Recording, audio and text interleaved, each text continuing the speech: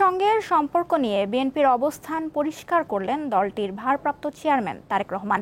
BBC বাংলাকে দেয়া সাক্ষাৎকারে তিনি ফেলানী হত্যাকাণ্ড ও পানির ন্যায্য হিস্যার উদাহরণ তুলে জানান, বাংলাদেশের মানুষের ওপর আঘাত এলে অবশ্যই তা মেনে নেওয়া হবে না। জুলাই সনদ ইস্যুতে তারেক রহমান বলেন, সংসদকে বাদ দিয়ে কিছু করা যদি রেওয়াজে পরিণত হয় তবে ভবিষ্যতের জন্য এটি খারাপ দৃষ্টান্ত হয়ে থাকবে। দীর্ঘ সময় গণমাধ্যম থেকে দূরে থাকা তারেক রহমানের সাক্ষাৎকারের দ্বিতীয় পর্ব মঙ্গলবার প্রকাশ করেছে আন্তর্জাতিক সংবাদ মাধ্যম বিবিসি বাংলা, যেখানে এবার উঠে এসেছে অন্তর্বর্তী সরকারের সঙ্গে সম্পর্ক, জুলাই সনদ, বিএনপির ভবিষ্যৎ রাজনীতি, ১/১১ সরকারের মূল্যায়ন ও ভারতের সঙ্গে বিএনপির সম্পর্ক ইস্যু। এই কাজটির সৌন্দর্য বা তারেক রহমান বলেন, তার দল চায় বর্তমান অন্তর্বর্তী সরকার সফল হোক। তিনি আশা প্রকাশ করেন, ডক্টর ইউনূসের নেতৃত্বাধীন সরকার তাদের উপর অর্পিত দায়িত্ব সঠিকভাবে পালন করবে এবং দেশের জন্য একটি সুষ্ঠু, স্বাধীন ও নিরপেক্ষ নির্বাচন আয়োজন করতে সক্ষম হবে। যেই সংস্কারগুলো না করলেই নয়, এরকম সংস্কার সহ একটি স্বাভাবিক, সুষ্ঠু, স্বাধীন নির্বাচন অনুষ্ঠিত করাই হচ্ছে বর্তমান সরকারের মূল লক্ষ্য। আমরা আশা রাখি, প্রত্যাশা করি যে ওনারা করবেন কাজটি সুন্দরভাবে। স্বাভাবিকভাবে এই কাজটির সৌন্দর্য বা কতটুকু ভালো মন্দভাবে করতে পারছেন তার উপরেই মনে হয় সম্পর্কের উষ্ণতা বা শীতলতা, যেটাই বলেন, সেটা নির্ভর করবে। বিএনপির রাজনীতির পরিবর্তন ও ভবিষ্যৎ নিয়েও কথা বলেন তিনি। যেহেতু আমি একজন রাজনৈতিক কর্মী, হয়তো আমার একটি সুযোগ আছে ভালো কিছু করার জন্য দেশের। যদি আমি ইনশাল্লাহ সেই সুযোগটি পাই, তাহলে সেই সুযোগটিকে যতটুকু সম্ভব দেশের মানুষের জন্য বা দেশের জন্য কিছু করার, এভাবেই বিষয়টিকে আমি বিবেচনা করি। বিএনপির মূলনীতি একটাই, সবার আগে বাংলাদেশ। কূটনীতির ক্ষেত্রে বিএনপির নীতি সবার আগে বাংলাদেশ, আমার জনগণ, আমার দেশ, আমার সার্বভৌমত্ব। এটিকে অক্ষুণ্ণ রেখে, এটি স্বার্থ বিবেচনা করে, এটি স্বার্থকে অটুট রেখে বাকি সবকিছু। ভারতের সঙ্গে সম্পর্কের ক্ষেত্রে বিএনপির নীতি কেমন হবে সেটিও জানতে চাওয়া হয় দলটির অন্যতম শীর্ষ এ নেতার কাছে। অবশ্যই আমি আমার পানির হিস্সা চাই। অবশ্যই আমি দেখতে চাই না যে আরেক ফেলানি ঝুলে আছে। অবশ্যই আমরা এটা মেনে নিব না। দুটো উদাহরণ দিয়ে বুঝালাম আপনাকে যে আমাদের স্ট্যান্ডটা কি হবে। আমরা আমাদের পানির হিস্সা চাই, অর্থাৎ আমার দেশের হিস্সা, মানুষের হিস্সা আমি চাই, হিসাব আমি চাই, আমার যেটা ন্যায্য সেটা আমি চাই। অবশ্যই ফেলানী হত্যাকাণ্ডের মাধ্যমে আমি বুঝাতে চেয়েছি যে আমার মানুষের উপরে আঘাত আসলে অবশ্যই সেই আঘাতকে এভাবে আমি মেনে নিব না। এখন তারা যদি স্বৈরাচারকে সেখানে আশ্রয় দিয়ে বাংলাদেশের মানুষের বিরাগ ভাজন হয়, সেখানে তো আমাদের কিছু করার নেই। এটা বাংলাদেশের মানুষ সিদ্ধান্ত নিয়েছে যে তাদের সাথে শীতল থাকবে, সো আমাকে আমার দেশের মানুষের সাথে থাকতে হবে। ৩১ দফা নাকি জুলাই সনদ, বিএনপির অগ্রাধিকার কি হবে সেটাও জানতে চাওয়া হয় সাক্ষাৎকারে। আমরা ঐক্যমত কমিশনে যেগুলোতে সকলে মিলে একমত হয়েছি, আমরা প্রথমে সেগুলোতে, আমরা সরকার ইনশাল্লাহ সরকার গঠনের সুযোগ পেলে আমরা প্রথমে সেগুলোতেই অবশ্যই জোর দেব। আর আমরা তো আমাদের ৩১ দফার মধ্যে যেগুলো এটার সাথে মিলে গিয়েছে, এর ভিতরে যেগুলো মিলে গিয়েছে সেগুলো তো আমরা করবো। এর বাইরে যেগুলো থাকবে ৩১ দফার মধ্যে আছে কিন্তু এর বাইরে আছে, আমরা আমাদের ৩১ দফা বাস্তবায়ন করবো, কারণ ওটা তো আমাদের পলিটিক্যাল কমিটমেন্ট। এটাও যেমন পলিটিক্যাল কমিটমেন্ট, ওটাও আমাদের পলিটিক্যাল কমিটমেন্ট। এটা আমরা রাজনৈতিক দলগুলো মিলে একত্রিত হয়ে বলেছি, ওটাও আমরা অনেকগুলো রাজনৈতিক দল একত্রিত হয়েই কিন্তু ৩১ দফা দিয়েছি। রাজনীতির বাইরেও কিছু প্রশ্নের উত্তর দেন জিয়া পরিবারের এই সদস্য। যে রাজনৈতিক দলগুলো ইনশাল্লাহ আগামীতে দেশ পরিচালনা করতে পারে, তার মধ্যে বিএনপিরই কিন্তু দেশ পরিচালনা করার অভিজ্ঞতা আছে। আফরিদ হাসান, দীপ্ত সংবাদ, ঢাকা। এবারে গাজা প্রসঙ্গ। গাজা যুদ্ধবিরতি নিয়ে হামাস ও মধ্যস্থতাকারীদের মধ্যে হওয়া প্রথম দফার আলোচনা ইতিবাচক হয়েছে।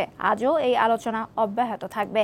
আল জাজিরার খবরে বলা হয়, স্থানীয় সময় সোমবার মিশরের শার্ম আল শেখ শহরে হামাসের প্রতিনিধিদের সঙ্গে ইসরায়েলের প্রথম দিনের আলোচনা হয়, যেখানে মধ্যস্থতাকারী হিসেবে ভূমিকা পালন করে মিশর, কাতার ও যুক্তরাষ্ট্র। একই দিন ওভাল অফিসে সাংবাদিকদের সঙ্গে আলাপকালে মার্কিন প্রেসিডেন্ট ডোনাল্ড ট্রাম্প জানান, মিশরে তার প্রস্তাবিত গাজা যুদ্ধবিরতি পরিকল্পনা নিয়ে চলমান আলোচনায় হামাস বেশ কিছু গুরুত্বপূর্ণ বিষয়ে সম্মত হয়েছে। গাজায় ইসরায়েলি আগ্রাসনের 2 বছর পূর্ণ হলো আজ। 2023 সালের 7 অক্টোবর থেকে অঞ্চলটিতে ইসরায়েলি হামলায় নিহত হয়েছে 67,000-এরও বেশি মানুষ, নিখোঁজ আরও প্রায় 10,000। এই সময়ের মধ্যে অঞ্চলটিতে 2 লাখ টনেরও বেশি বিস্ফোরক ফেলেছে ইসরায়েলের সেনাবাহিনী। মৃত্যু, দুর্ভিক্ষ, বিকলাঙ্গতা, গাজাবাসীর কাছে এগুলো এখন খুব স্বাভাবিক শব্দ। সেখানকার কোনো পরিবারের সকল সদস্যের বেঁচে থাকা এখন আশ্চর্যজনক ঘটনা। 2 বছর পেরিয়ে এখন 3য় বছরে প্রবেশ করেছে গাজা অভিযান। এখন প্রায় ধ্বংসস্তূপে পরিণত হয়েছে গাজা। মানুষ ঘরবাড়ি হারিয়ে ক্ষুধার্ত অবস্থায় বেঁচে থাকার লড়াই করছে। স্থানীয় কর্তৃপক্ষ এটিকে বলছে 730 দিনের গণহত্যা ও জাতিগত নিধন। গাজা সরকারের জনসংযোগ কার্যালয় অঞ্চলটিতে ইসরায়েলি আগ্রাসনের 2 বছরকে কেন্দ্র করে নতুন এক প্রতিবেদন প্রকাশ করেছে। এতে বলা হয়, 2023 সালের 7 অক্টোবর থেকে শুরু হওয়া ইসরায়েলের হামলায় এ পর্যন্ত 76,600-এর বেশি ফিলিস্তিনি নিহত হয়েছেন এবং নিখোঁজ আছেন। এর মধ্যে 67,139 জনের মৃত্যুর তথ্য হাসপাতাল নিশ্চিত করেছে, আর প্রায় 9,500 মানুষ এখনো নিখোঁজ, যাদের অনেকের ধ্বংসস্তূপের নিচে চাপা পড়ে থাকার আশঙ্কা করা হচ্ছে। প্রতিবেদনে বলা হয়, নিহতদের অর্ধেকের বেশি নারী, শিশু ও প্রবীণ। তাদের মধ্যে 20,000-এর বেশি শিশু এবং 12,500 নারী নিহত হয়েছেন। পুরো পরিবার নিশ্চিহ্ন হয়ে গেছে এমন ঘটনা ঘটেছে 2,700-রও বেশি। আর বাড়িতে কেবল একজন সদস্য জীবিত আছেন এমন পরিবারের সংখ্যা 6,000। প্রতিবেদন অনুযায়ী ইসরায়েলি বিমান হামলা ও স্থল অভিযানে গাজার অবকাঠামোর 90% ধ্বংস হয়ে গেছে। গাজার জমির 80%-এর বেশি দখল করে নিয়েছে ইসরায়েলি বাহিনী। 2 বছরের মধ্যে 20 লাখেরও বেশি মানুষ জোরপূর্বক বাস্তুচ্যুত হয়েছেন। একাধিকবার জায়গা বদল করতে বাধ্য হয়েছেন অনেকেই। বিবৃতিতে আরও বলা হয়, 2 বছরে গাজায় 2 লাখ টনেরও বেশি বোমা ও বিস্ফোরক নিক্ষেপ করা হয়েছে। মানবিক সহায়তার জন্য নির্ধারিত নিরাপদ এলাকা আল মাওয়াসিতেও 130 বারের বেশি বোমা হামলা করা হয়েছে।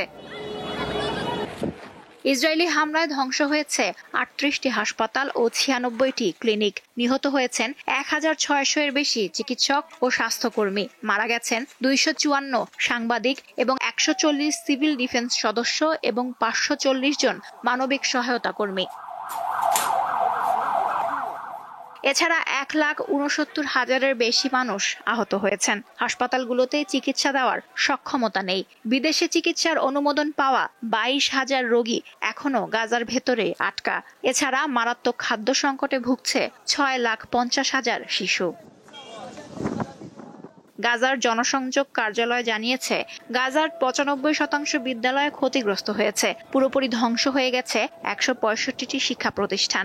নিহত হয়েছে 13,500 শিক্ষার্থী, 830 শিক্ষক এবং প্রায় 200 গবেষক ও শিক্ষাবিদ। ধ্বংসস্তূপে পরিণত হয়েছে ধর্মীয় স্থানগুলো। পুরোপুরি ধ্বংস হয়েছে 835টি মসজিদ, ক্ষতিগ্রস্ত হয়েছে কয়েকটি গির্জা, কবরস্থানও বুলডোজার চালিয়ে ধ্বংস করা হয়েছে। প্রতিবেদনে বলা হয়, গাজার 15টি খাত মিলিয়ে সরাসরি ক্ষতি হয়েছে $70 বিলিয়ন। এর মধ্যে কেবল আবাসন খাতে ক্ষতি 28 বিলিয়ন, স্বাস্থ্য খাতে 5 বিলিয়ন ও শিক্ষা খাতে $4 বিলিয়ন। চাষযোগ্য জমি ও মৎস্য খাত প্রায় পুরোপুরি ধ্বংস হয়ে গেছে। এতে দীর্ঘমেয়াদে খাদ্য নিরাপত্তা মারাত্মক হুমকির মুখে পড়েছে। জাতিসংঘ ও মানবাধিকার সংগঠনগুলো বারবার যুদ্ধাপরাধ তদন্তের দাবি তুললেও নিরাপত্তা পরিষদে রাজনৈতিক বিভাজনের কারণে কার্যকর হয়নি সেই সিদ্ধান্ত। লুৎফা ফৌজিয়া, দীপ্ত, বার্তাকক্ষ। একক ভিসায় ইউরোপের শেনজেন অঞ্চলভুক্ত 29টি দেশে ভ্রমণ ব্যবস্থার আদলে এবার উপসাগরীয় সহযোগিতা পরিষদ জিসিসি একক পর্যটন ভিসা চালু করতে চলেছে।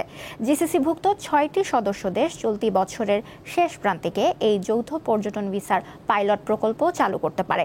সংযুক্ত আরব আমিরাতের অর্থনীতি ও পর্যটন মন্ত্রী বিষয়টি নিশ্চিত করেন। নতুন এই ভিসাকে বলা হচ্ছে জিসিসি ইউনিফাইড ট্যুরিস্ট ভিসা কিংবা জিসিসি গ্র্যান্ড ট্যুরিস্ট ভিসা।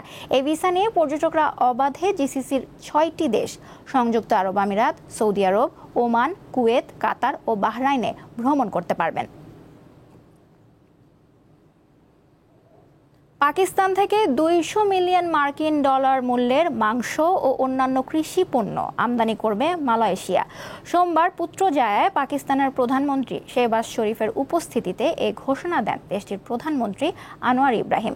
বর্তমানে পাকিস্তানের প্রধানমন্ত্রী শেহবাজ শরীফ মালয়েশিয়া সফর করছেন। সোমবার পাক প্রধানমন্ত্রীর সঙ্গে যৌথ সংবাদ সম্মেলনে অংশ নিয়ে আনোয়ার ইব্রাহিম বলেন, বর্তমান ভূ রাজনৈতিক অনিশ্চয়তার মধ্যে প্রতিরক্ষা, কৃষি ও নবায়নযোগ্য শক্তির মতো কৌশলগত ক্ষেত্রগুলোতে সহযোগিতা আরও বাড়ানো প্রয়োজন। শেষ করছি দীপ্ত আন্তর্জাতিক সংবাদ। আমাদের পরবর্তী আয়োজন বিকেল 5টায় জেলার সংবাদ দেখার আমন্ত্রণ রইল। ধন্যবাদ সবাইকে।